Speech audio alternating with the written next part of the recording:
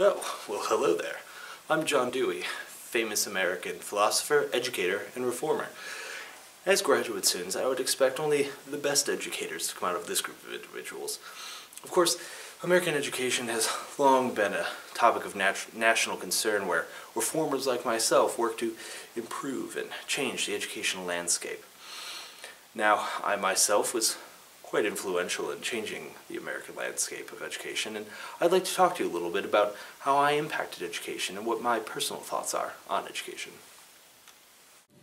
I was born on October 26, 1859, in Burlington, Vermont. At the young age of 15, I went on to attend the University of Vermont. After graduating, I decided to take a job teaching at a seminary in Oil City, Pennsylvania. 2 years later, I moved back to Vermont and began teaching at an elementary school in Charlotte. I decided to take a break from teaching and study philosophy and psychology at Johns Hopkins, where I received my doctorate in 1884. Shortly thereafter, I accepted a job at the University of Michigan as an assistant professor, where I worked for nearly a decade. In 1894, I became head of the philosophy department at the University of Chicago. Then, in 1904, I decided to leave Chicago to join the Ivy League as a professor of philosophy at Columbia University, working at the Teachers College on the side. I retired from Columbia University as professor emeritus in 1949. I died 3 years later in New York City. Wait. What? Spoilers, people! Come on, you couldn't have given that to a narrator or something? Honestly. In 1896, while working for the University of Chicago, I founded my famous laboratory school. I used the laboratory school as a way to experiment with new educational practices, as a way of improving the outdated methods of education I found in places like Vermont and Pennsylvania. Also, I said this quote. It's a pretty great quote. The laboratory school was a pioneer school of the progressive movement. The school was intended to be a laboratory for research, exploration, and innovation. Dewey believed that students learn best through cooperative group activities. Dewey wanted his students to develop social imagination, which he defined as mentally envisioning a scene of actual human interaction and using that to guide behavior. The laboratory school was created to be a community with a real social life. Dewey believed that students learn best when they see firsthand the social utility of knowledge. The atmosphere of the school was intended to be similar to a loving family, and the school's activities focused on meeting the basic human needs of food, clothing, and shelter.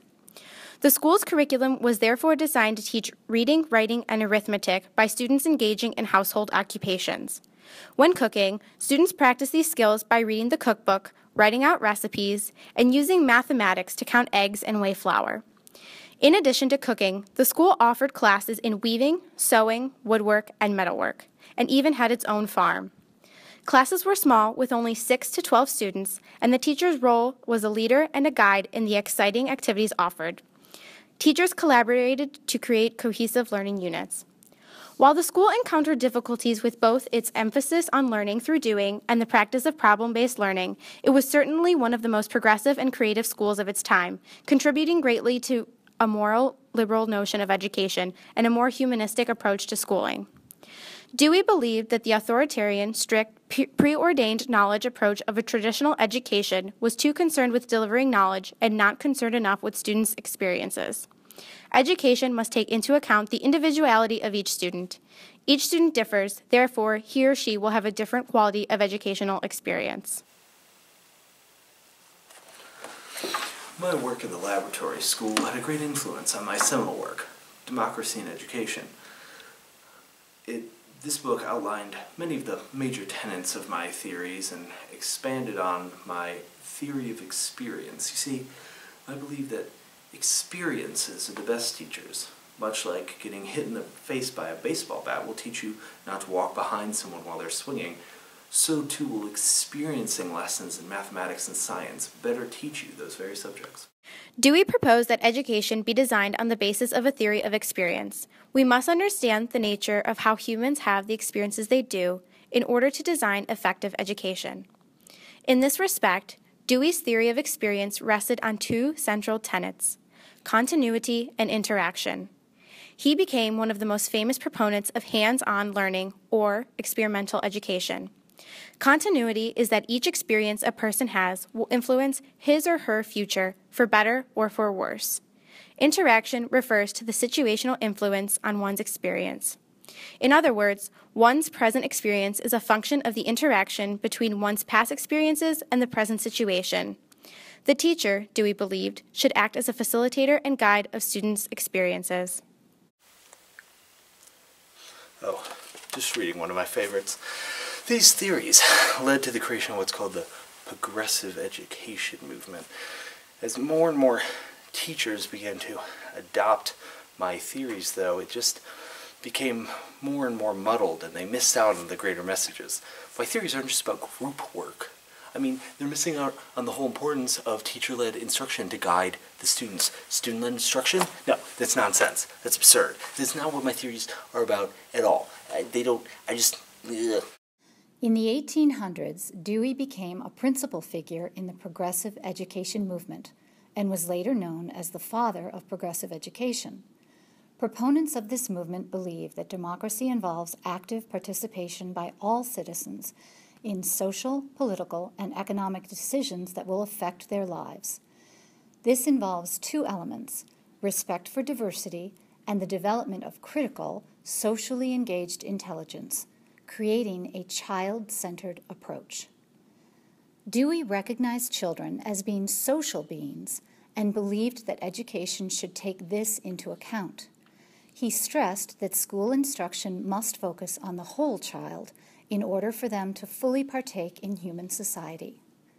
Experience was an important learning tool, according to Dewey. He believed that children learn by doing. Therefore, students should be exposed to the world of work and nature in schooling.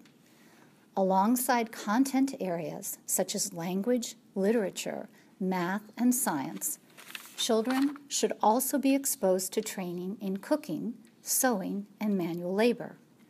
These educational experiences were necessary for children to become valued, equal, and productive members of society. Dewey believed there was tension between traditional and progressive theories of education. He depicts traditional education as a system consisting of bodies of information, skills, developed standards, and rules of conduct that encourage students to be docile, receptive, and obedient. Progressive education, on the other hand, is a system that imposes adult standards, subject matter, and methods upon a young generation.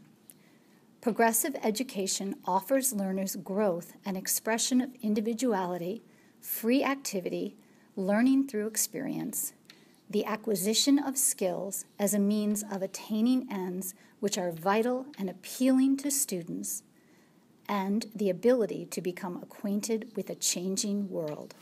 Of course, my theories weren't just relevant at the turn of the century. They remain relevant deep into the 21st century. Wait, what? What, no one knows about spoilers around here? Come on, get it together. Dewey's influence on education is still strongly felt today. He has influenced many other influential experiential models. Problem-based learning, a widely used method in education today, incorporates Dewey's ideas about learning through active inquiry. Dewey's Lab School, Lessons for Today, was published in 1997, 45 years after his death. His theories are viewed as a counterbalance to the modern trend toward assessment and testing, and have impacted outdoor education and adult training. In addition, Dewey's ideas influenced the founding of Bennington College and Goddard College in Vermont.